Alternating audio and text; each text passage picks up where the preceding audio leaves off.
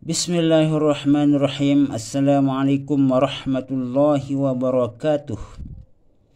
Para subscriber yang dirahmati Allah Subhanahu wa taala, semoga kita semua selalu dalam lindungan Allah Subhanahu wa taala fid dunya wal akhirah, agar kita menjadi orang yang selamat dari segala macam mara bahaya dunia dan akhirah.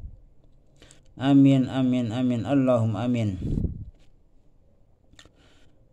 Pada pertemuan kita kali ini, kita akan melanjutkan tentang kewajiban yang wajib kita laksanakan sebelum melaksanakan sholat 5 waktu, yaitu yang dinamakan dengan al-wudu, yaitu wudu, melaksanakan wudu. Penjelasan tentang fardu-fardu wudu yang 6 itu sudah sampai kepada rukun wudu atau fardu wudu yang ketiga. Sekarang kita lanjutkan dengan fardu wudu yang keempat, yaitu ar-rabi'u. Yang keempat, mashu ba'dir ra'si, mengusap sebagian kepala, ra'sun kepala. Di sini dijelaskan mengusap sebagian kepala, bukan membasuh sebagian kepala.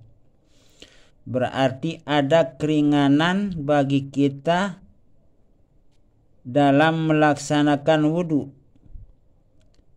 sebagaimana firman Allah Subhanahu wa taala yang menjelaskan, "Faghsilu wujuhakum wa aydiyakum ilal marafiq wamsahu bi ru'usikum wa arjulakum ilal ka'bain." Dalam rukun wudu yang keempat ini, kita bukan membasuh tapi mengusap. Membasuh dengan mengusap itu ada perbedaan. Kalau mengusap, tangan kita itu kita basuhkan, kita bersihkan kena dengan air yang suci lagi mensucikan, baru kita usap sebagian kepala kita itu dengan menggunakan tangan atau air yang ada di tangan kita itu. Nah, sekarang bagaimana dengan orang yang rambutnya itu panjang? Di dalam kitab mazhab Syafi'i dijelaskan bahwa kalau kebetulan orang yang panjang rambutnya itu boleh atau sah rambutnya itu yang diusap, walaupun tidak mengusap kepala. Jadi sudah dikatakan sah mengusap sebagian rambut. Sekurang-kurang rambut kita yang kena itu 3 helai rambut. Nah, itu penjelasan dalam kitab mazhab Syafi'i. Jadi tidak mesti kepala kita itu yang kena dengan usapan. Bisa rambut, kalau orang yang sudah tebal rambutnya atau panjang. Kalau orang yang botak tidak punya rambut, tentunya yang diusap adalah kepala. Sebagian kepala, bukan seluruh kepala. Jadi sebagian kepala itu yang wajib kena dengan usapan air yang ada di tangan kita. Kalau seluruh kepala itu hukumnya sunat, artinya akan lebih afdol karena kita dapat yang sunat dan mendapat husapan yang wajib. Husapan yang wajib kita laksanakan, husapan yang sunat juga kita dapatkan. Artinya kalau seluruh kepala kita itu dihusap, itu adalah husapan yang paling afdol. Tapi kalau dalam mazhab Hambali wajib mengusap seluruh kepala. Wajib mengusap seluruh kepala. Kalau sebagian itu dalam mazhab Syafi'i. Jadi sebagian ada lebih ringan pada mazhab Syafi'i pada masalah ini. Jadi lebih ringan kita mengusap sebagian kepala atau rukun wudhu yang keempat, fardu wudhu yang keempat, lebih ringan pada mazhab Syafi'i dibandingkan dengan mazhab Hambali. Al-khamisu yang kelima, khamis, ghuslur rijlaini ma'al ka'baini. Yang kelima yaitu membasuh. Nah ini. Jadi yang tadinya mengusap sekarang membasuh. Berarti kalau membasuh itu menggunakan air yang cukup banyak, tidak dengan husapan. Jadi air yang mengalir sebaiknya air yang mengalir. Itu yang paling afdol adalah air yang mengalir. Jadi kita gunakan misalnya pancoran untuk berwudu. Kemudian dari pancoran itu mengalir air yang suci lagi mensucikan untuk membasuh kedua kaki. Dan alangkah lebih bagusnya kita membasuh sambil mengusap. Nah, kenapa kita harus mengusap? Agar lebih rata air yang kena pada kaki kita. Jadi kedua kaki, rijlaini ma'al ka'baini sampai dua mata kaki. Jadi basuhan kaki itu dari telapak kaki sampai dua mata kaki.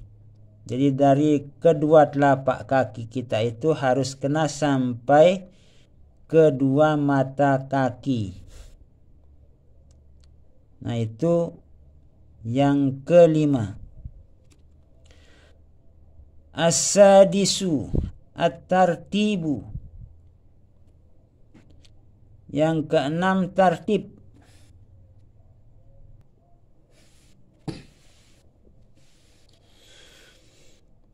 Yang keenam at-tartibu adalah tartib. Tartib itu artinya berturut-turut. Kenapa berturut-turut? Karena itu adalah merupakan fardu wudu. Ini yang keenam. Jadi harus wajib kita harus melaksanakan fardu wudu itu dengan secara berturut-turut. Tidak boleh asal dibasuh. Itu jadi harus berturut-turut dari niat membasuh wajah, kemudian membasuh dua tangan sampai dua siku, mengusap sebagian kepala. Kelima, membasuh dua kaki sampai dua mata kaki.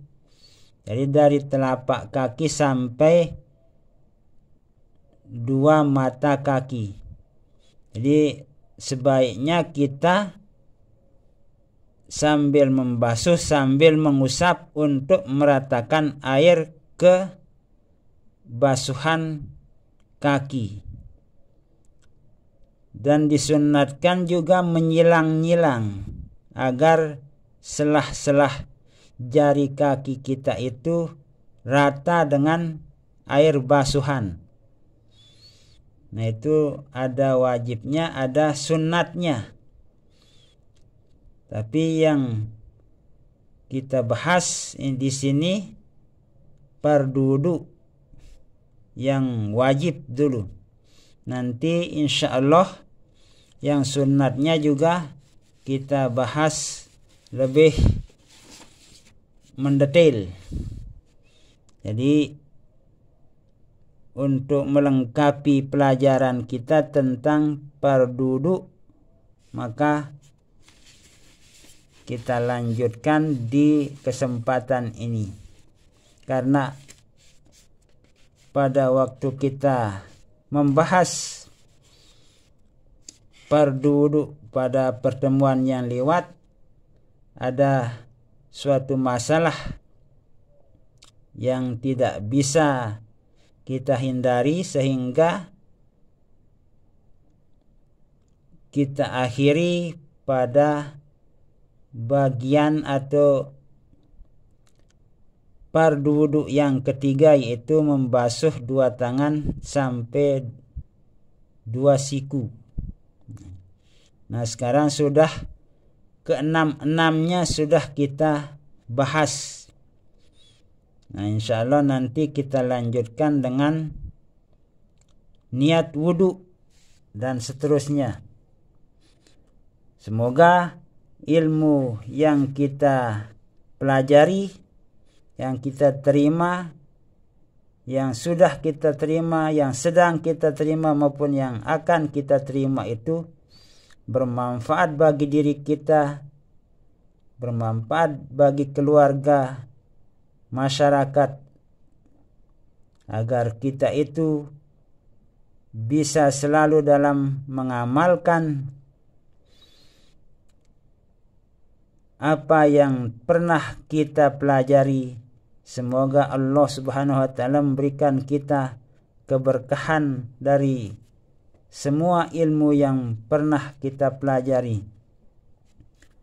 Wallahu a'lam bishawab, wallahu al-muwaffiq wal hadi ila sabilir rasyad. Wassalamu alaikum warahmatullahi wabarakatuh.